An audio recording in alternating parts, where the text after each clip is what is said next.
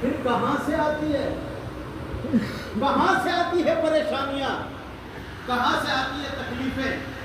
اللہ نے کہا فَبِمَا كَسَبَتْ أَيْدِيكُمْ، تمہارے اوپر پریشانیاں تمہارے بدعمالیوں، تمہارے کرتوتوں کی وجہ سے آتی ہیں۔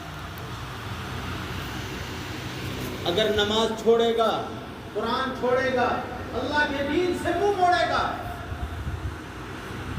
اللہ کے گھر سے منہ موڑے گا، اسلام اور اسلام والوں سے منہ موڑے گا، اللہ قرآن میں کیا کہتا ہے؟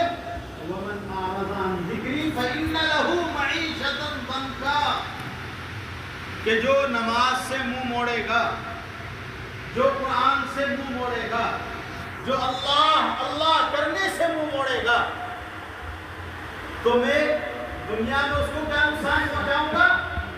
معیشتاً ضنکا،